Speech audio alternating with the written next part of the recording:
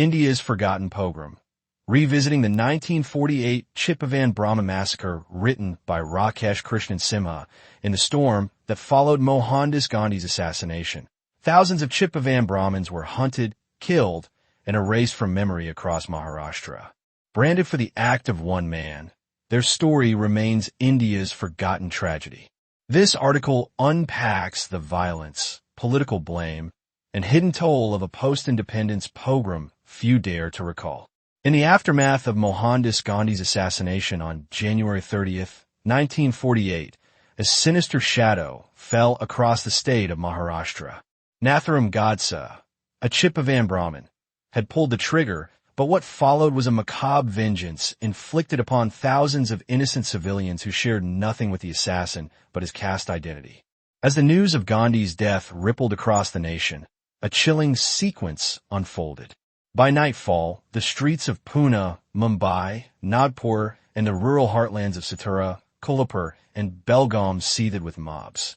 Not spontaneous, not frenzied, but deliberate. Armed with machetes, iron rods, and jerrycans of kerosene, they hunted with precision. Their target, the defenseless Chitpavan Brahmins.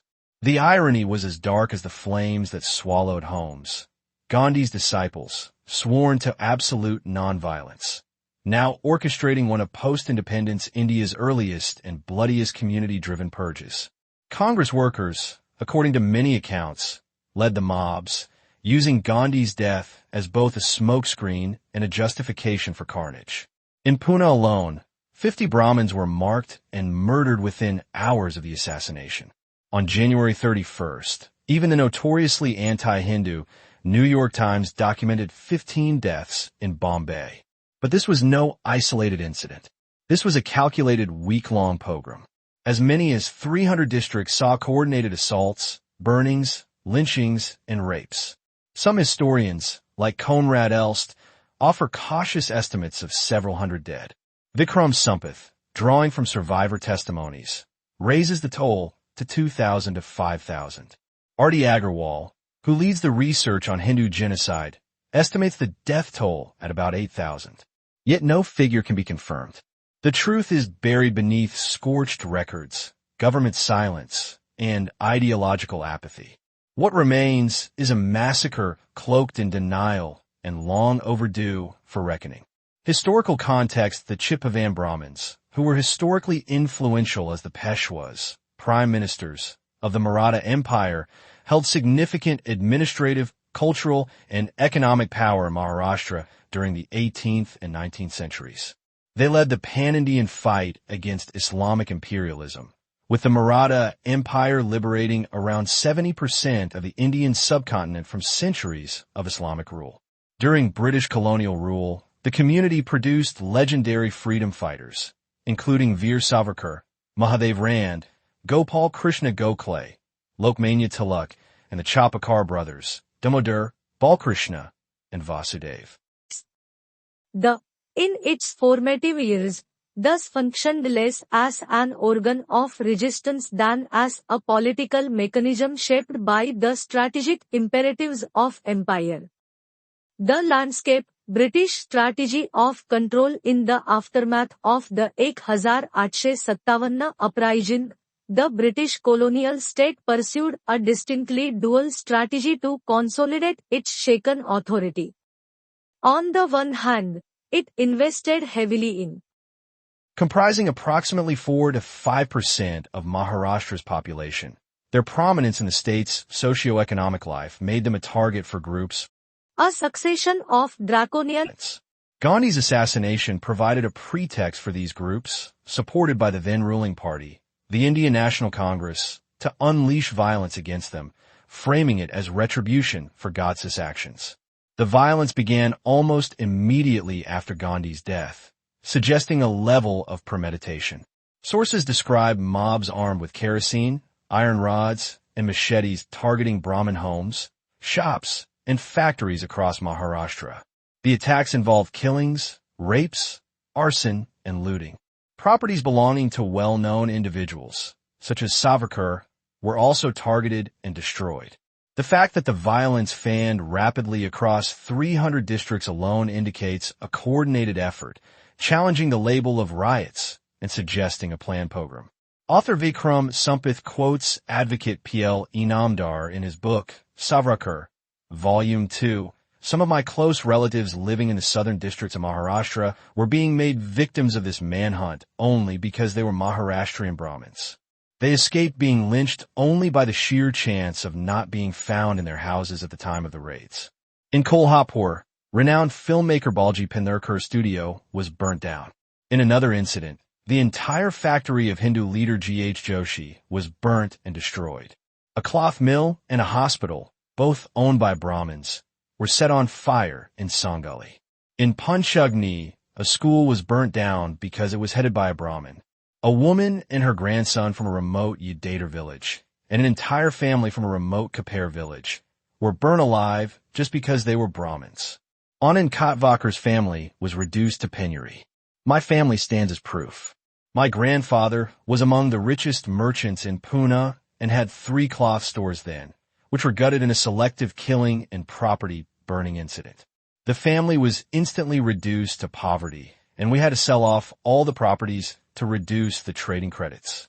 The family recovered from the losses only by the late 70s.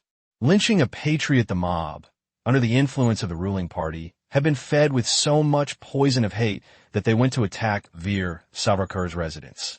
The sequence of events suggests a larger plot against the renowned freedom fighter. On the very day of Gandhi's assassination, Savarkar's 2 bodyguards were conveniently arrested, stripping him of protection. Soon after, the mob descended on Savarkar Sadan in Dadar. They ransacked the house, torched his library, and destroyed valuable documents. Yet, due to his loyal followers, Savarkar narrowly escaped harm. Enraged by their failure to lynch him, the mob turned its fury toward Nathuram Godse, Veer Savarkar's brother, a doctor and freedom fighter known for serving the poor. He was brutally attacked with stones and facilitated by Alan Octavian Hum, a retired member of the Indian Civil Service, was conceived with the explicit intent of providing a controlled outlet for the grievances of the English-educated Indian elite. Hum himself is known to have articulated the idea of the Congress as a safety valve through which the frustrations of an increasingly vocal class could be channeled into constitutional petitions rather than erupting into revolutionary violence. In this sense, the was not born as a challenge to imperial sovereignty but as an instrument. later died from his injuries. No arrests were ever made. Veer Savarkar wrote about this personal tragedy. He who relentlessly served the nation, he who relentlessly worked for the people, he who stood firm against the British, he who fought for liberating Mahabharati, today was stoned to death by his own brothers for whom he fought. The family which fought for the independence of Indians was destroyed by Indians. Some Brahmins who were wealthy migrated to the U.S. and other countries, whereas those who couldn't afford to escape moved to different parts of India to save their coming generations. Role of the ruling Congress Party Dwarka, Prasad Mishra, a senior Congress leader and later Chief Minister of Madhya Pradesh, admitted in his memoir, Living in an Era, India's March to Freedom, that Congress Party members were involved in the violence in Nagpur and Berar. There were over 100 arrests, but no prosecutions. According to Mishra, after the assassination of Gandhiji, mobs of rioters attacked houses and shops of Brahmins and tried to torch them. Even educational institutions run by the Brahmins were not spared. The Joshi High School in Nagpur was set on fire. When the fire brigade arrived, the mob forced it to return. In the horrific and heartbreaking cases of violence against the Brahmins, most of the non-Brahmin rioters were congressmen. Some of them were also officials of Congress committees. Sampath says Congress workers, including office bearers, orchestrated or participated in the violence. The lack of prosecutions, despite arrests, suggests political protection.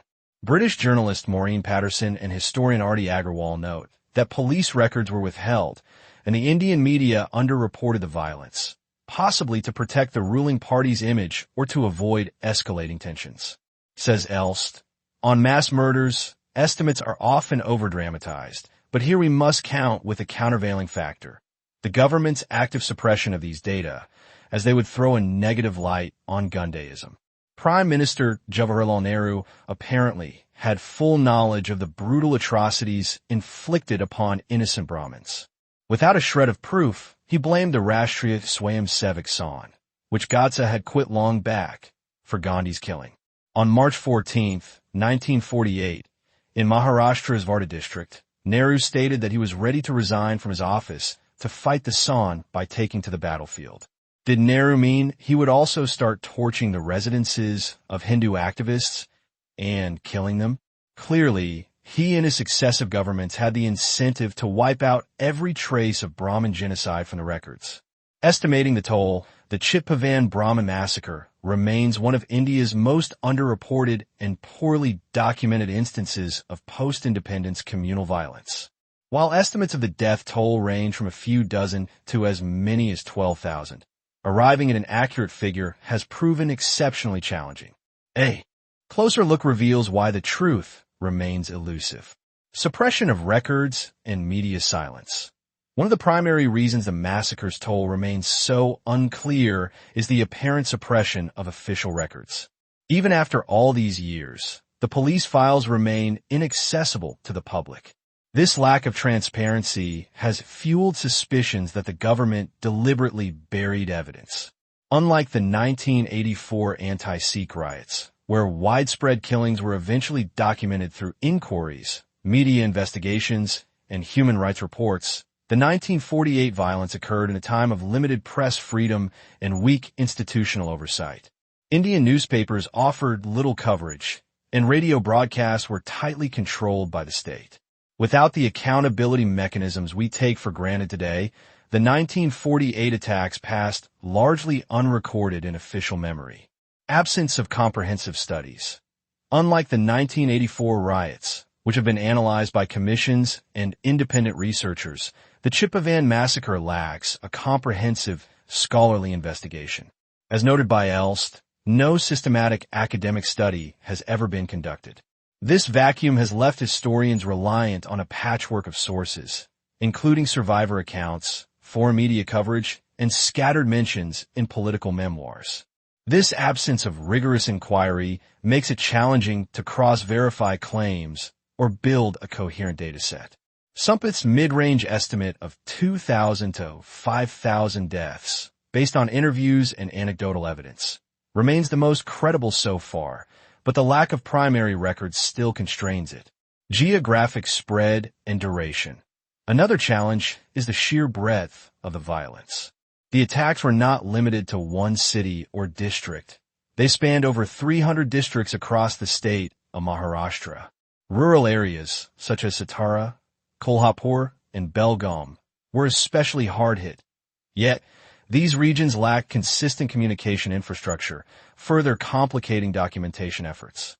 The violence lasted just 4 to 5 days, but its intensity, marked by killings, rapes, arson, and looting, was devastating. In such conditions, centralized reporting was nearly impossible. Local law enforcement, often aligned with political groups, failed to register cases or collect data, and no follow-up census or forensic examination was conducted to assess casualties or damage. 1984 parallels. Some historians suggest comparing the Chitpavan violence to the 1984 anti-Sikh riots to approximate the likely toll. The riots, which erupted after the assassination of Indira Gandhi, resulted in more than 3,000 deaths, mainly in Delhi and a few northern cities. Those attacks were similarly targeted, politically charged, and marked by Congress's complicity, with Prime Minister Rajiv Gandhi protecting the rioters. Given that the 1948 violence had comparable geographical spread and a pattern of systematic targeting, a toll in the thousands seems plausible, even likely.